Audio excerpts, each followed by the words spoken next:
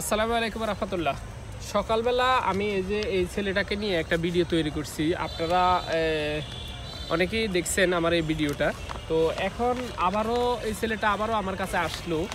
তো আসার পরে ওর একটা কাঁধের মধ্যে একটা ব্যাগ ছিল, আপনারা অনেকেই দেখছেন ওই ব্যাগটা। তো ব্যাগটার মধ্যে আমি যেগুলো জিনিস দেখতে পাইলাম সেই জিনিসটা আপনাদের সাথে একটু শেয়ার করতে চাচ্ছি। আর ও দেখা গেছে যে সারাদিন ধরে তেমন কিছু খায় নাই। আমি জিজ্ঞেস করলাম কি কিছু খাইছস, তো ওই ছিনতাইকারীরা যাওয়ার সময় ওকে কিন্তু ওর পকেটে ছিল 3400 টাকা। ওই 3400 টাকার মধ্যে ওকে 100 টাকা দিয়ে গেছে, কইছে যে তুমি এগুলো দিয়ে কিছু খাও, আমরা আসতেছি, আইসা তোমার ব্যবস্থা করতেছি। এগুলো বলে ওর থেকে ইয়াটা নিয়ে যায়। তো সারাদিন ধরে ছিনতাইকারীরা খোঁজাখুঁজি করলো, কোথাও পাইলো না। তো না পাইয়া সে আজকে এখন আবার আমি ওকে কিন্তু সকালবেলা বলছি যে যদি তোমার কোনো কাজ কামের প্রয়োজন হয়, কোনো কিছু প্রয়োজন হয়, তুমি আমার কাছে আইসো, আমি তোমার সহযোগিতা করব। তো ও আসলে সারাদিন ধরে টেনশনে আর আসে নাই।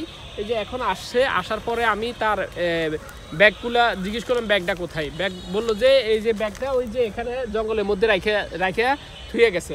তো ওইখান থেকে কইছে যে ব্যাগটা নিয়ে আমার ইয়াতে আসো দোকানে। পরে দোকানে আসলো, আসার পরে আমি ব্যাগটা খুলে আমি যা কিছু দেখতে পেলাম জিনিসগুলো আমি আপনাদের সাথে একটু শেয়ার করতে চাই, এই জন্যে আপনাদের কাছে আসলাম।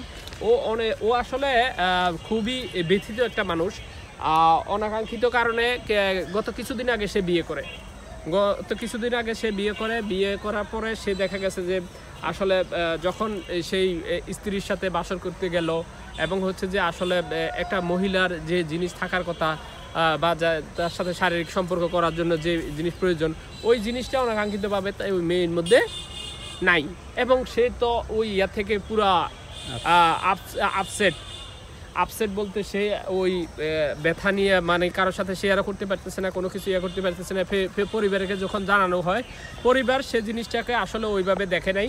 পরিবার ওকে নেগেটিভলি চিন্তা করতেছে, ওরে বলতেছে সব কিছু ঠিক হয়ে যাবে, মানে ওর এই সমস্যাগুলো মানে পরিবার ইয়া করতেছে। আমরা কিছুক্ষণ আগে ওর পরিবারের সাথে, ফ্যামিলির সাথে আপনার হচ্ছে মোবাইলে আমি যোগাযোগ করি।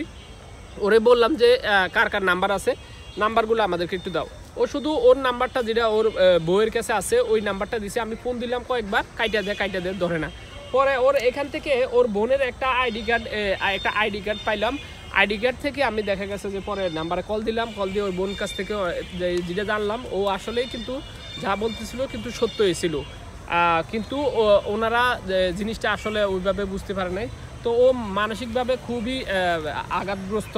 তো যার কারণে দেখা গেছে সে এখন অনেকটাই বেদিশার মতো এখন ঢাকা শহরে আসলো, ঢাকায়ও আইসে একই সমস্যায় পড়লো।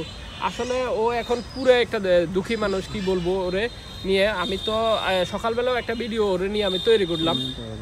ওর আসলে জিনিসগুলো দেখে আমার আসলে নিজেরও কষ্ট লাগতেছে। তো আমার কাছে যে জিনিসগুলো ও নিয়ে আসলো, এই জিনিসগুলো আপনাদেরকে একটু দেখাই। যে দেখেন ওর কতগুলা, ও আসলে অনেক সম্পত্তি, আসলে মনে হচ্ছে যে ওদের অনেক সম্পদ আছে, এই ছেলেটার অনেক সম্পদ আছে, যার কারণে অনেকগুলো দলিলপত্র নিয়ে আসছে বাড়ি থেকে। অনেকগুলো দলিলপত্র নিয়ে আসছে। এই দলিলপত্রগুলা ও বলতেছিল আরেকটা জিনিস আপনাদের মজার জিনিস শেয়ার করি। ও বলতেছিল যে আমি আসলে আমার পরিবারে অনেক বোঝানোর চেষ্টা করছি, পরিবার কোনো কিছুই আমার যে জিনিসটা বুঝতেছে না। তো যে আমি চাচ্ছি, মানে আমি জিজ্ঞেস করতেছি তুমি কি বিয়ে করবে? হ্যাঁ আমি বিয়ে করব। যে মেয়ে আমাকে বিয়ে করবে দরকার হয় আমি আমার সম্পত্তি যাই আছে সব আমি ওই মেয়ের জন্য লিখে দিয়ে দিব। তো ওর অনেক সম্পত্তি আছে, আমি যা দেখতে পেলাম, আমরা যে দলিলপত্রগুলো একটু দেখলাম এগুলো কিন্তু সব মেন ইয়াগুলোই। তো ওর বাপও কিছুদিন আগে মারা গেছে। ওর বিয়ের 3-4 দিনে, খুব দুঃখজনক বিষয় যে ওর 3-4 দিনের মাথায় ওর বাপ মারা যায়। মারা যাওয়ার পরে দেখা গেছে সে আসলে অনেকগুলো আঘাতে সে জর্জরিত, যেগুলো আসলে সবার সাথে শেয়ার করতে পারতেছে না। তো আমি এই যে ওর বিষয়টা আসলে খুবই কষ্ট লাগতেছে আমার নিজের কাছেও। তো আপনারা সবাই ওর জন্য দোয়া করবেন, ও যাতে আসলে ভালো থাকে, বা ওর জন্য কোনো সহযোগিতা করতে পারি আমি, বা ওকে কোনো একটা কাজের ব্যবস্থা করে দিতে পারি। তো সেজন্য সবাই দোয়া করবেন ইনশাল্লাহ। আসসালামু আলাইকুম রহমতুল্লাহ।